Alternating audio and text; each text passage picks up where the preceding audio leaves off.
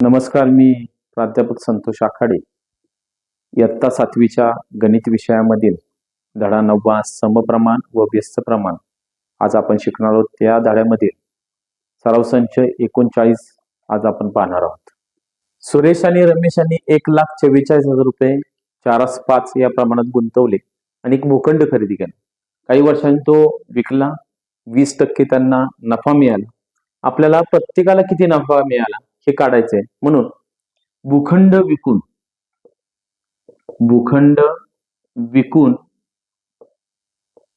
त्यांना 20% नफा मिळाला. आपल्याला काढायचा नफा एकूण किती भेटला. त्यांची गुंतवणूक आहे 1,44,000 गुणिले 20% नफा म्हणजे 20/100. हा शून्य गेला, हा शून्य गेला, हा शून्य गेला, हा शून्य गेला. 2 गुणूया 28,800 रुपये त्यांना नफा झाला. हा नफा दोघांनाही वाटावा लागेल, सुरेश आणि रमेशला. तर त्यांचं भांडवलाचं प्रमाण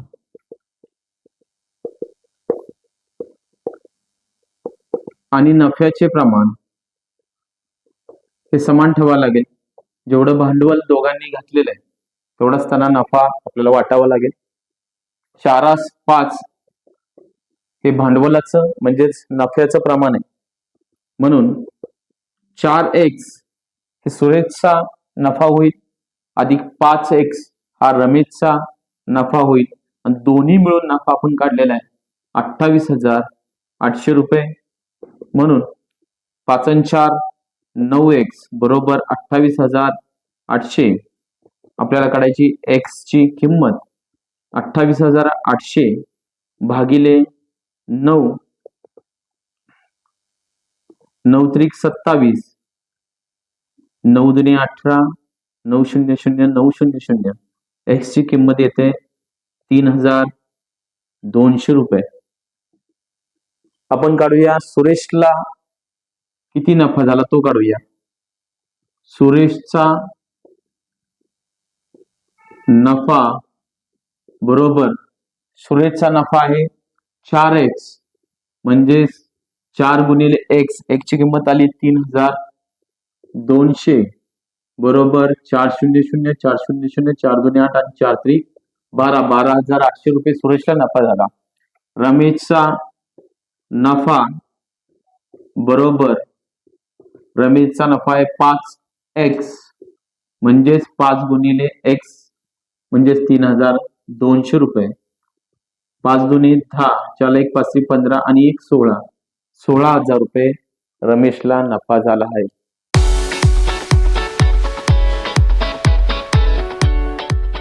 विराट व सम्राट यांनी अनुक्रमे 50,000 रुपये आणि 1,20,000 रुपये गुंतवले आणि एक व्यवसाय चालू केला. या व्यवसायामध्ये त्यांना 20% तोटा झालाय आणि आपल्याला प्रत्येकाचा तोटा इथे काढायचा आहे. पहिल्यांदा काढूया एकूण भांडवल. दोघांनी वापरलेले एकूण भांडवल बरोबर 50,000 अधिक 1,20,000 म्हणजेच 1,70,000 त्यांनी एकूण भांडवल घातलेले आहे. या भांडवलावर आपण त्यांना जो तोटा झाला 20% तोटा तो काढूया. तोटा बरोबर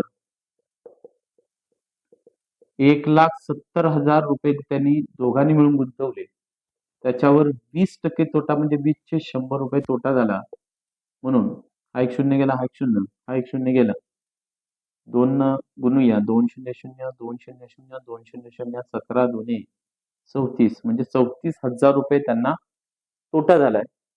हा तोटा दोघांच्यात वाटण्यासाठी दाखवण्यासाठी आपल्याला त्याचं प्रमाण काढायला लागेल त्यांच्या भांडवलाचं. म्हणून भांडवलाचे प्रमाण बरोबर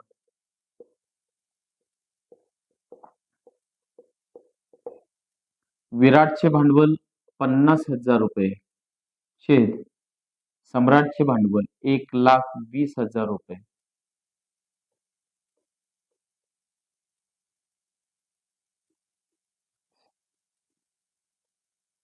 5 12 हे प्रमाण आले त्यांचे. या प्रमाणामध्ये आपण त्यांचा तोटा किती झाला ते पाहूया. म्हणून विराटचा तोटा 5x आणि सम्राटचा तोटा 12x, हे दोन्ही मिळून दोघांचा तोटा आपण इथे काढलेला आहे 34,000 रुपये. म्हणून 12 आणि 5 17x बरोबर 34,000 रुपये. x बरोबर 34,000 रुपये. 17 गुणिले तिथे भागिले होतील. 17 दोन्ही 34, 17 शून्य शून्य, 17 शून्य शून्य आणि 17 शून्य शून्य. म्हणून x बरोबर 2,000 रुपये x ची आपण किंमत काढलेली आहे. आता आपण दोघांचा तोटा काढूया. प्रथमतः विराटचा तोटा बरोबर विराटचा तोटा बरोबर विराटचा तोटा 5x म्हणजेच 5 गुणिले x ची किंमत काढलेली आहे 2,000 रुपये. 5 दुने 10,000 रुपये विराटचा तोटा आलेला आहे. आणि सम्राटचा तोटा बरोबर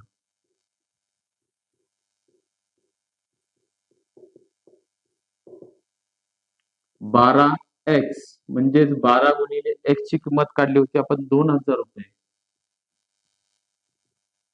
12 दुने 24,000 रुपये सम्राटचा तोटा आलेला आहे.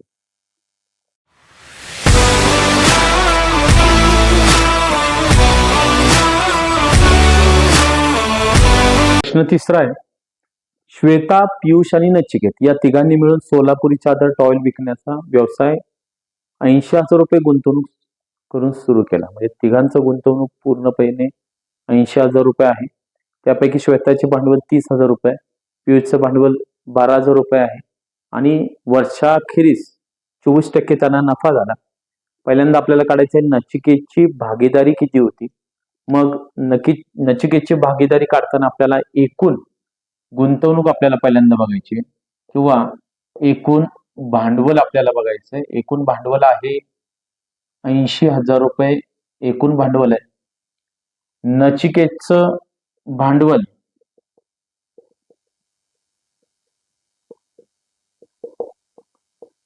दिलेलं नाही, ते काढायचंय म्हणून x मानू.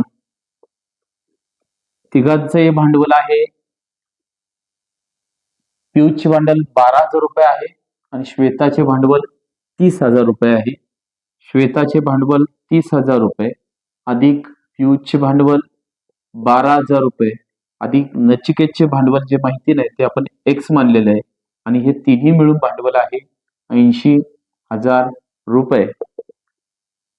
30,000 अधिक 12,000 झाले 42,000 रुपये अधिक x बरोबर 80,000 रुपये. x ची किंमत काढायची 80,000 रुपये. 42,000 इकडं अधिक आहे, तिकडे या बाजूला होतील वजा. म्हणून x बरोबर 80,000 मधून 42,000 वजा केलं असता 38,000 रुपये हे नचिकेतचं भांडवल येते. यानंतर दुसरा एक त्यांनी प्रश्न विचारला की नचिकेतला मिळालेल्या नफ्याची रक्कम किती. नचिकेतचा नफा बरोबर त्यांनी केलेली गुंतवणूक 38,000 रुपये आणि 38,000 रुपयावर त्याला 24% इतका नफा झालाय. 24% म्हणजे 24/100. म्हणून हे 2 शून्य गेले, हे 2 शून्य गेले. 24 शून्य शून्य 24 8 192 आणि 24 त्रिक 72. 72 आणि 19 होत आहेत 91. म्हणजे नचिकेतचा नफा येतोय 9,120 रुपये.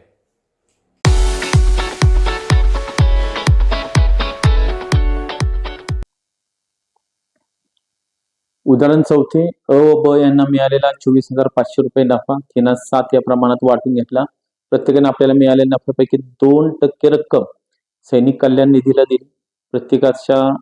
प्रत्येकाने किती रक्कम निधीसाठी दिली ते आपल्याला काढायचे. पहिल्यांदा आपण काढूया की मिळालेला नफा म्हणून अ व ब यांनी 3/7 या प्रमाणात नफा वाटला म्हणून अचा नफा 3x व बचा नफा 7x. दोघांना जो मिळालेला नफा आहे त्यावरून दोघांचा नफा काढूया. अचा नफा 3x, बचा नफा 7x. दोघांना मिळालेला एकूण नफा आहे 24,500. म्हणून 3 आणि 7 10x बरोबर 24,500. x बरोबर 24,500 भागिले 10 इथं गुणिले तिकडे भागिले होती, शून्य गेले आणि x बरोबर 2,450 रुपये x ची किंमत येते. म्हणून अचा नफा बरोबर 24 अचा नफा आहे 3x. 3 गुणिले x म्हणजे 3 गुणिले x ची किंमत आहे 24,050. 3 0 0, 3 5 15, हातच्याला 1, 3 चौक 12 आणि 1 हातच्याचा 13, हातच्याला 1, 3 2 1 6 आणि 1 7,350 रुपये हा अचा नफा मिळालेला आहे. आणि बचा नफा काढायचा आहे. बचा नफा बरोबर बचा नफा आलेला आहे 7x म्हणजे 7 गुणिले x ची किंमत काढलेली आहे 2450 बरोबर 7 0 0, 7 5 35, हातच्याला 3 7 चौक 28, 29 30 31, हातच्याला 3 7 2 14, 15 16 17,150 रुपये बचा नफा मिळालेला आहे. प्रत्येकाने किती रक्कम निधीसाठी दिली ते आपल्याला काढायचंय. पहिल्यांदा काढूया अने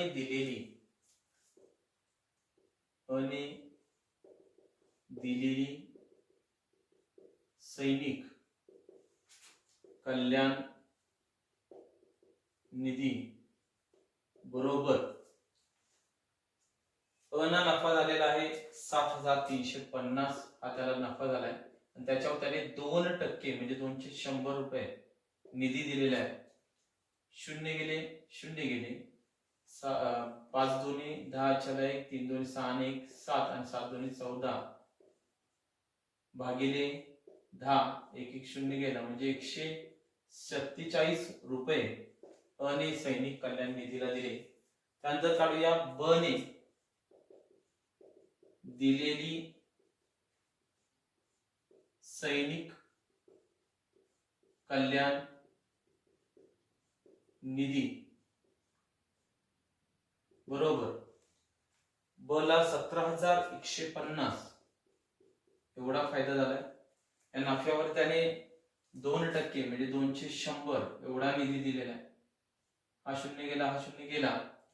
बे 5 10 च्याला 1, बे 1 बे आणि 1 3, बे 7 14 च्याला 1, बे 1 बे आणि हा 3 भागिले 10, 1 शून्य गेला 343 रुपये बने सैनिक कल्याण निधीला दिलेला आहे.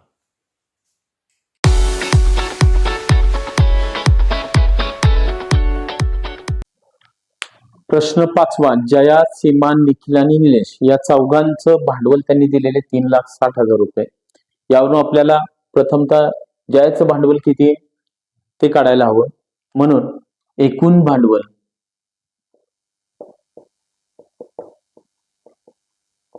बरोबर 3,60,000 रुपये. त्यानंतर त्यांनी या भांडवलाचं प्रमाण दिलंय 3 4 7 आणि 6 हे प्रमाण दिलंय. त्यावरून पहिलं जयाचे भांडवल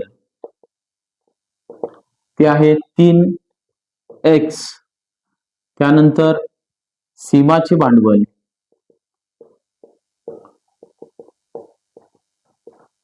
बरोबर 4x. निखिलचे भांडवल बरोबर 7x आणि निलेशचे भांडवल दिलेले 6x. आपण आता या चौघांची बेरीज करून x ची किंमत काढूया. 3x अधिक 4x अधिक 7x अधिक 6x. या चौघांचं भांडवल आहे एकूण 3,60,000. म्हणून 3 आणि 4 7, 7 आणि 7 14 आणि 6 20x बरोबर 3,60,000. म्हणून x बरोबर 3,60,000 भागिले 20 गुणिले तिकडे होतील 20 भागिले बे के बे बे 28 16 बे 00 बे 00 आणि बे 00. म्हणून x ची किंमत येते 18,000 रुपये. हे x ची किंमत काढली. याच्यावरून आपण जयाचे भांडवल जे 3x दिले ते जयाचे भांडवल काढूया.